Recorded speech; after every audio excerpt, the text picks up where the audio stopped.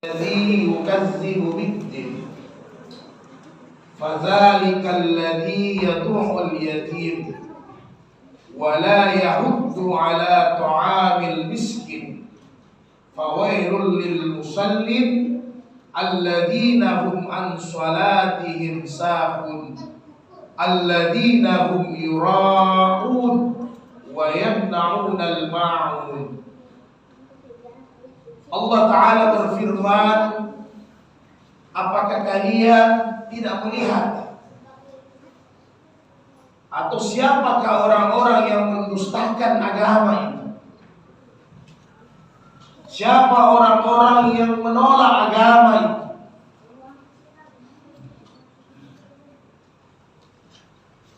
Siapa mereka yang menentang itu agama? Fadzalika alladzi yad'ul yatim. Yang pertama kata Allah, mereka adalah orang-orang yang menghardik anak yatim. Mereka adalah orang-orang yang keras kepada anak yatim. Mereka adalah orang-orang menyia-nyiakan anak yatim. Mereka adalah orang yang menipu dan mempermainkan anak yatim. Inilah yang pertama orang-orang yang mendustakan agama. Siapa yatim itu dalam Islam? Yatim itu artinya orang yang tidak punya bapak. Sampai kapan orang itu berstatus yatim di dalam Islam? Sampai dia akhir balik menurut syariat Islam. Kenapa ini ayat diturunkan? Berkenaan dengan hal ini. Dalam kitab-kitab tafsir Asbabun Nuzul dijelaskan bahwa kebiasaan Abu Sufyan sebelum dia mendapatkan hidayah, sebelum dia dapat Islam, Abu Sufyan ini adalah orang kafir yang luar biasa kerasnya kepada Islam. Kebiasaan beliau adalah setiap hari dalam sepekan, setiap sepekan dalam sehari beliau menyembelih onta. Ini juga kebiasaan baiknya Abu Sufyan. Setiap seminggu sekali beliau menyembelih onta. Kemudian onta itu nanti dibagi-bagikan kepada para pemuka-pemuka Quraisy, kepada orang-orang yang berharta, kepada orang-orang yang kaya, supaya mereka dapat menikmati makanan itu dengan lezat, berbangga dengan kesombongannya. Itulah kebiasaan Abu Sufyan. Seminggu sekali dia menyembelih onta. Maka di Makkah ada beberapa anak-anak yatim, orang susah, orang miskin, datang meminta bagian daripada daging onta tersebut untuk dimakan, dikonsumsi. Ketika diminta apa reaksi dari Abu Sufyan? Abu Sufyan marah, menghardik, bahkan mengusir orang-orang miskin dan anak-anak yatim tersebut. Sehingga ayat ini diturunkan. Wala yaqudu ala ta'amil miskin. Bukan saja tidak mau memberi makan kepada orang-orang yang susah, bukan saja tidak mau berbagi, tetapi melarang juga orang-orang agar jangan memberi bantuan kepada orang-orang yang susah. Mereka menghalang-halangi ketika ada orang ingin berbuat sosial, ingin berbuat kebaikan, dihalang-halangi saudaraku yang berbahagia.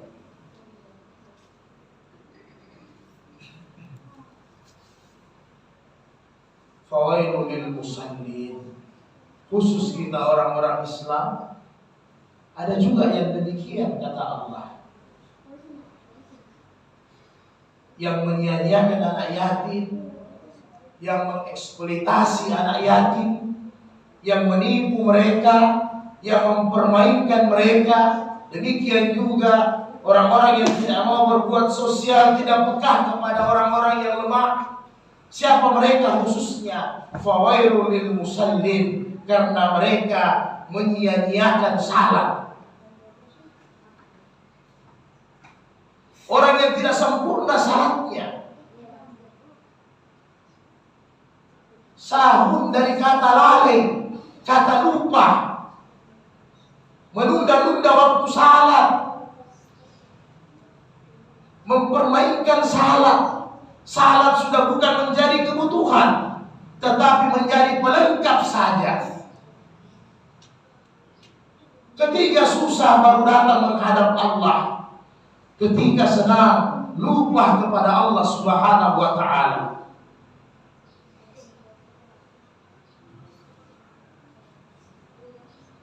Siapa lagi mereka, kata Allah, yang mendustakan agama? Alladzina yura'un.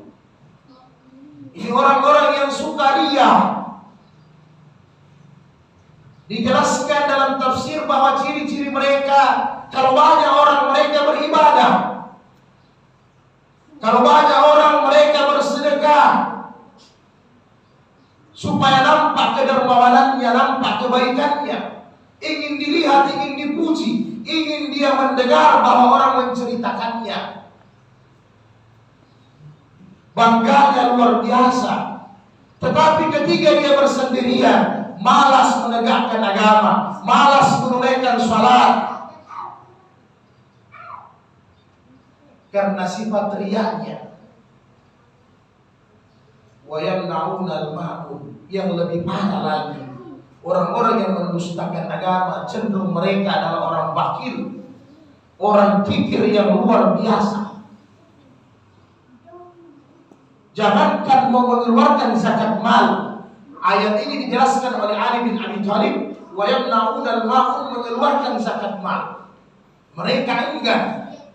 Mereka sibuk dengan pekerjaan menerima nikmat dari Allah begitu banyak, tetapi tidak membersihkan harta dari usahanya, tidak membersihkan harta dari pekerjaannya. Mereka lalai dari zakat mal. Bahkan bukan hanya zakat mal, harta yang kotor, untuk membantu kepada hal-hal yang berguna saja, mereka sedikitnya luar biasa. Dijelaskan oleh Ibnu Abbas, termasuk kadang peralatan rumah tangga dipinjam, alat-alat yang dipinjam, kendaraan yang dipinjam, semua hartanya merasa dia yang mendapatkan, dia yang menikmati, dan dia yang memiliki. Tidak pernah terpikir oleh pikiran dan hatinya bahwa semua ini adalah kepemilikan Allah, hanya dititip sementara, dipinjam, cepat atau lambat akan ditinggalkan. Kalau tidak, habis. Kalau tidak, rugi bangkrut. Pasti kita meninggalkan itu semua harta. Maka saudaraku sekalian yang dirahmati Allah, dengan momentum Idul Adha yang baru saja selesai, maka kita berharap semoga kecintaan kita kepada dunia jangan sampai melalaikan kita kepada Allah Subhanahu wa ta'ala. Inilah esensi hakikat daripada kurban yang kita laksanakan. Kita semua ini adalah Ibrahim alaihissalam. Semua kita ini adalah Ibrahim akhir zaman. Siapa Ismail? Ismail itu adalah kebun kita, kendaraan kita, rumah megah kita, makanan yang lezat, tabungan kita, investasi kita, uang kita. Itulah Ismail alaihissalam. Yang ketiga itu Allah perintahkan Nabi Ibrahim untuk menyembelih anaknya yang disayangi, anaknya yang diidam-idamkan, anaknya yang dicintai. Diperintahkan oleh Allah untuk disembelih. Yang hakikatnya apa? Kecintaan, kepemilikan, itulah yang harus disembelih dalam hati-hati kita sekalian. Allah beri pelajaran Nabi Ibrahim bahwa Ismail yang kau cintai itu hanya titipan, bukan kepemilikan kita. Kepemilikan hak paten adalah Allah Subhanahu wa ta'ala. Demikian juga kita, hikmah yang bisa kita ambil dari kurban ini, bahwa sesungguhnya semua apa-apa yang ada di dunia ini, kecintaan kita yang berlebihan harus disembelih, harus dipotong, harus dimatikan. Karena kecintaan kita yang hakiki adalah cinta kepada Allah Subhanahu wa Ta'ala. Mudah-mudahan Allah Subhanahu wa Ta'ala berikan kita pengampunan, Allah berikan kita umur yang panjang, sehingga masih mampu kita untuk beramal saleh yang sebanyak-banyaknya. Karena hanya dengan amal saleh lah kita bisa selamat di dunia dan di akhirat. Barakallahu fil Qur'anil Karim wa nafa'ani bil ayati wa zikril hakim wa taqabbala minni wa minkum tilawatahu innahu was-sami'ul 'alim.